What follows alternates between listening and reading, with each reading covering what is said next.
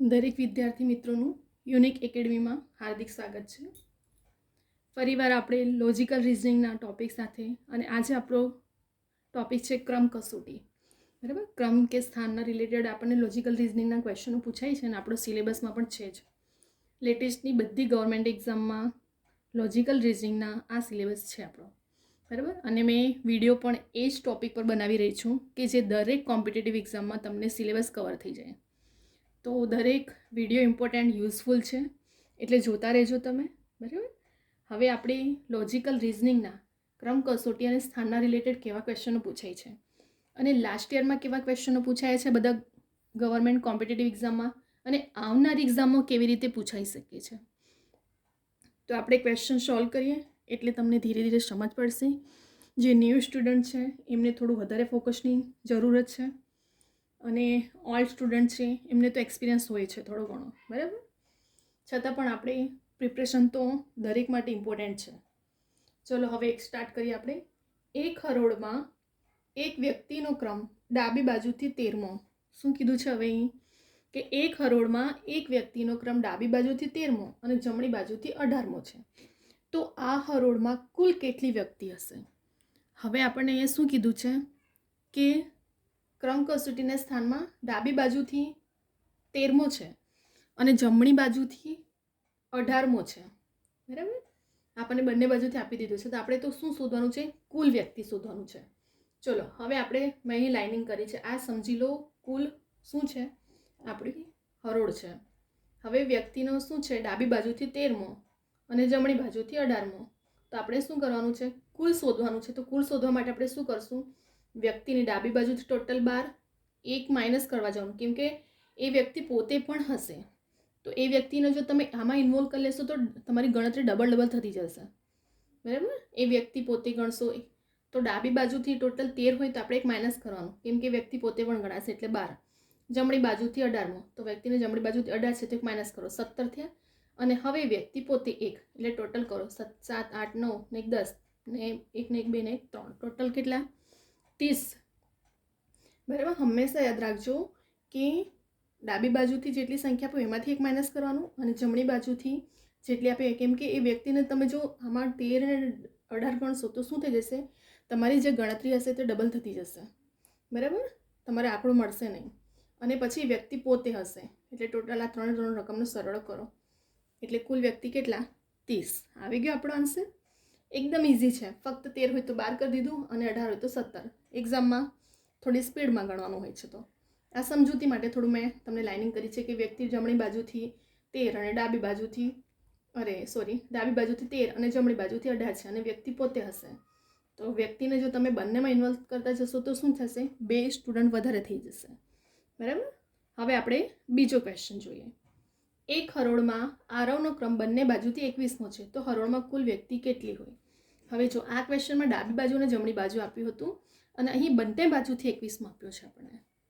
તો બંને બાજુથી 21માં આપ્યો હોય તો આપણે શું કરશું? સૌથી પહેલાં સમજી લો કે આ શું છે? આપણી હરોળ છે. હવે બંને બાજુથી 21 એટલે ડાબી બાજુથી પણ 21, જમણી બાજુથી 21. પરંતુ જે રીતે મેં તમને અહીં સમજાવ્યું કે બંને બાજુથી ગણશો ને તો સંખ્યા વધતી જશે, કેમ કે અહીં પણ ગણતરી ગણાઈ જશે ડબલ, અહીં પણ ગણાઈ જશે વ્યક્તિને, અહીં પણ ગણાય તો પછી તમને હરોળમાં વ્યક્તિ કેટલા છે મળશે જ નહીં. બરાબર, તો આપણે શું કરશું?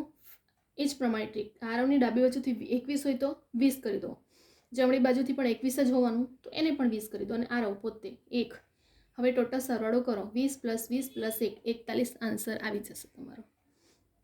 કેમ કે તમે જો આ બેથી સંખ્યા મૂકીને ગણશો ને તો વ્યક્તિ આ રવમાં ડાબી બાજુથી પણ એડ ગણાશે, જમણી બાજુથી પણ ગણાઈ જશે અને પોતે પણ ગણાઈ જશે. તો પછી તમારી સંખ્યા વધી જશે.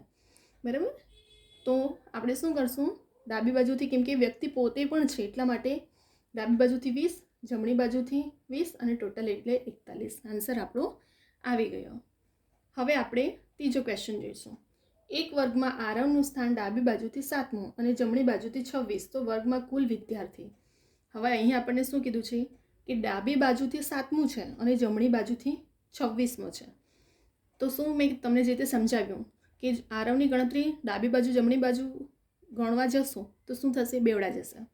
તો આપણે શું કરશું? સમજી લો આ શું છે? આપણી પાસે હરોળ છે. હવે એમાં ડાબી બાજુથી 7મો અને જમણી બાજુથી 26 ટોટલ. તો આપણે શું કરશું, એક એક માઇનસ કરતા જવાનું. આ રોનું ડાબી બાજુથી 6, જમણી બાજુથી 26 છે તો 25 થઈ જશે, અને આ રો પોતે 1 એટલે ગણો 25 + 6 + 1 32 આવી ગયા આપણા આન્સર ટોટલ. એકદમ ઇઝી એન્ડ શોર્ટ ટ્રીક છે તમારી. આ કશું વધારાનું નથી, ફક્ત તમને જેટલી સંખ્યા આપી છે ડાબી બાજુથી જમણી બાજુ છે અને વ્યક્તિ પોતે, તો શું કરવાનું, ડાબી બાજુથી વ્યક્તિની આરો તો પોતે છે પણ એની આગળ કેટલા ડાબી બાજુ, તો 13 છે તો 12 થઈ જશે. ત્યાર પછી જમણી બાજુથી 18મો છે તો જમણી બાજુથી 18મો તો આરો હશે, તો એની આગળ કેટલા 17, અને આરો પોતે 3 3 રકમનો સરવાળો 30 આપણો આન્સર આવી ગયો.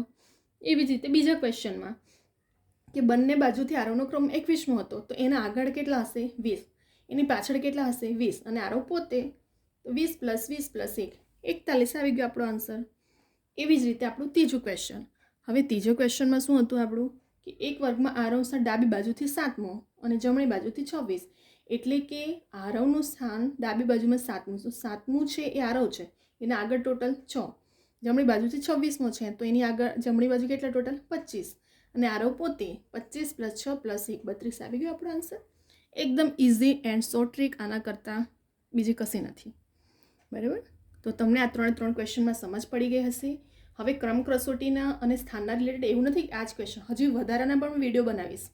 એમાં પણ કેવા કેવા ટાઈપના ગવર્મેન્ટના કોમ્પિટિટિવ એક્ઝામમાં પૂછાયા છે અને પૂછાશે અને પૂછાઈ શકે છે એવા જ ક્વેશ્ચનના હું વિડીયો બનાવીશ. બરાબર, જેથી કરીને તમને યુઝફુલ થાય, તમને પણ થોડું ટ્રીક સમજ પડે અને શોર્ટ મેથડ પ્રમાણે કેવી રીતે કરી શકાય છે, અને લાસ્ટ યરમાં કેવા ક્વેશ્ચનો પૂછાયા છે અને હમણાં પણ પૂછાઈ શકે છે. કેમ કે ઘણી બધી હવે તો ગવર્મેન્ટની એક્ઝામો તમે જોયું હશે, સીસીની છે, કોન્સ્ટેબલ, પોલીસ, PSI, બધી ટેટ બધી ઘણી બધી ગવર્મેન્ટની એક્ઝામો નીકળી છે. તો આપણે આટલો બેસ્ટ ચાન્સને ના જ સ્કીપ કરીએ. મેરિટમાં આવવાનો ચાન્સ છે તમારી પાસે, ફૂલ પ્રિપરેશન કરો એક, અને પ્રિપરેશન હંમેશા સિલેબસ એકોર્ડિંગ જ કરો. તમને સિલેબસ આપ્યું જ છે તો બીજું બધી બુકો વસાવીને કન્ફ્યુઝ થવાની જરૂર નથી. એવી રીતે મેથડથી પ્રિપરેશન કરશો ને તો મેળ નહીં જ પડશે. હંમેશા પ્રિપરેશન સિલેબસ જુઓ, સિલેબસના એકોર્ડિંગ બધું મટીરિયલ કલેક્ટ કરો, ઓથેન્ટિક બુકમાંથી જ કરો. કેમ કે તમારી ફાઇનલ આન્સર કી જે બને છે તો બીજી બધી પબ્લિશ જે બુકો થાય છે એનાથી નહીં. બરાબર, ઓથેન્ટિક બુકનો જે આન્સર હોય છે એ જ માન્ય ગણવામાં આવે છે. એટલા માટે પ્રિપરેશન પણ એવી રીતે જ કરો કે જેથી કરીને તમને પ્રિલિમમાં પણ કામ લાગે અને રિટર્નમાં પણ કામ લાગે. અને હું વિડીયો જેટલા પણ બનાવી રહી છું, આગળ જેટલા પણ સિલેબસના એકોર્ડિંગ વિડીયો લાવીશ એ દરેક કોમ્પિટિટિવ એક્ઝામમાં, ઇવન 6 to 12th કોલેજ સુધીના સ્ટુડન્ટને પણ કામ લાગશે. અને કોમ્પિટિટિવ એક્ઝામમાં તો હશે જ દરેક એક્ઝામ માટે. તો પછી આપણે અહીં 3 ક્વેશ્ચન આપણા સોલ્વ થઈ ગયા છે ક્રમ કસોટી અને સ્થાનના રિલેટેડ.